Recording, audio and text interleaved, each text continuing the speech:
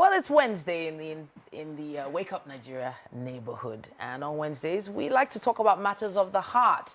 That's why we have relationships.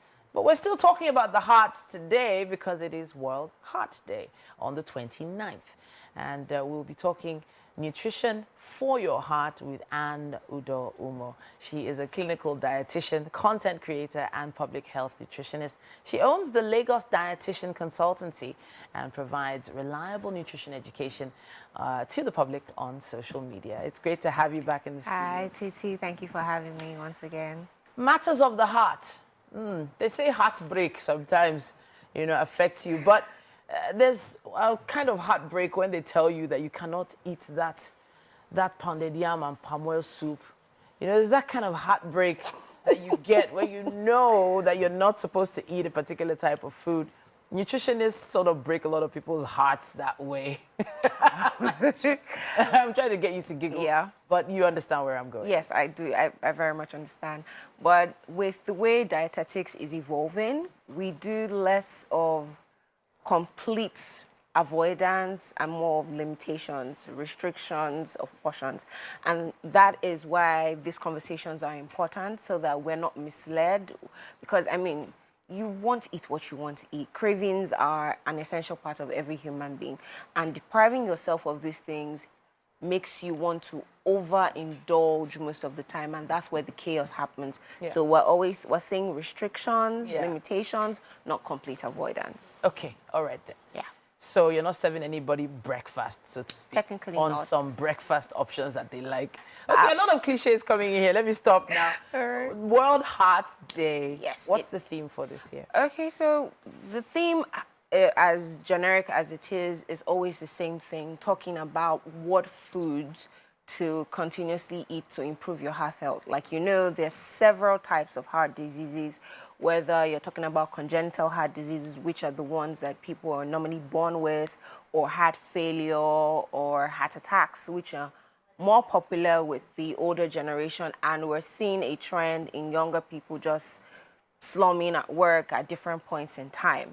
So what we're focused on is what exactly are you eating to improve the quality of your heart function, because it is a very vital organ. Okay. If your heart stops working, your body is shut down, basically. So you need it to pump blood, you need it to carry oxygen from point to point, you need it to carry hormones. So it has multiple functions, and it cannot afford not to work. So it's very important that you're particular about the things you're eating to improve the function. Okay, so now an average Nigerian household, yes, please, has certain items in their cupboards. They have vegetable oil, they have rice, yes, they have certain amounts of protein. That's right. Right? Not as many vegetables as we would like. Tricky. Yeah. But let's see if we can go over maybe a short list of things that are specifically really good for the heart that I can go and get at the supermarket. All right. So like you already emphasized, in a Nigerian household, and we're going to be as practical as possible. So let's start off with the vegetables you mentioned.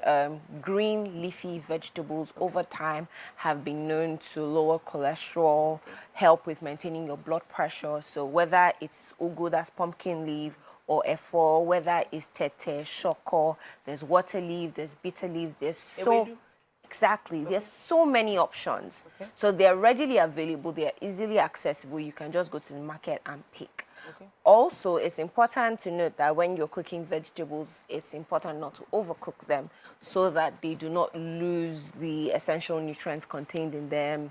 The whole washing process, I see some people washing the vegetables Oh, they have to wash bitter leaf now. Yes.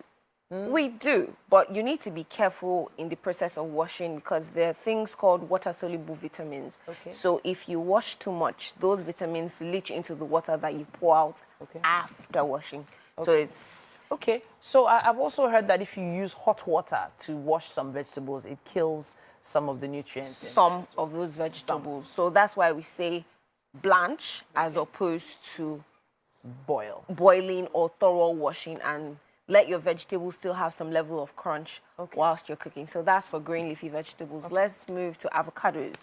I know they fluctuate, they're in and out of season, but they are a great source of potassium. They help in inflammation. They can also boost your blood levels, like combating anemia, because that's also very synonymous with some people who have heart issues. Apart from that, there's fish. So whether it's fatty fish or fish oil, these contain omega-3, which is very popular. I mean, you hear some people say they're taking omega-3 supplements, but you can readily get these from our local fishes in the market, whether it's shawa, ejakika, and all of those.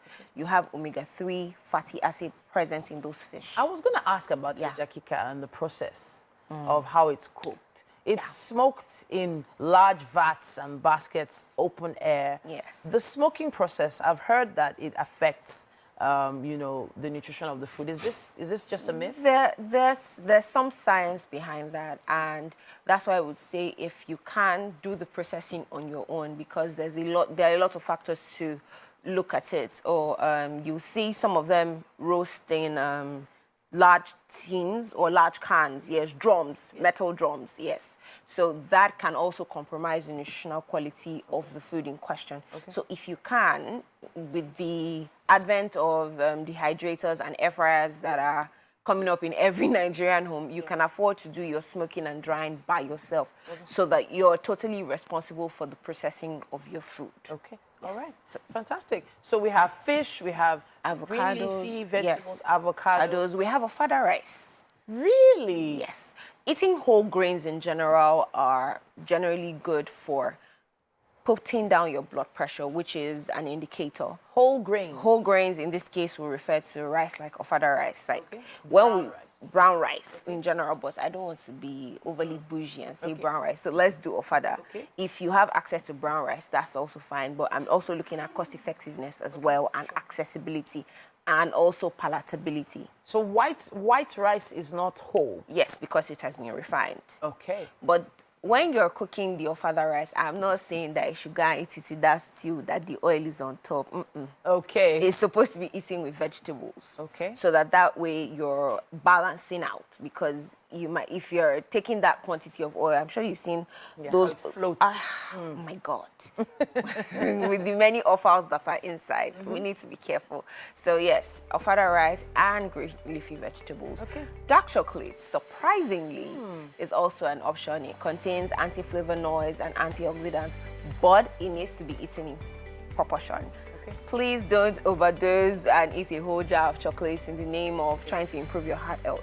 Just little portions at different points in time. All right. Yes, please. So hopefully someone has learned a thing or two this morning. If you are trying to improve on your heart health, or make sure your family is heart healthy, why not add a few of these ingredients to your shopping list this week? Thank you so much. Thank you for having me to talk to us again. All right. It's been a great month. Very. All right, then. Let's take a quick break and be back with more. It's still Wake Up Nigeria.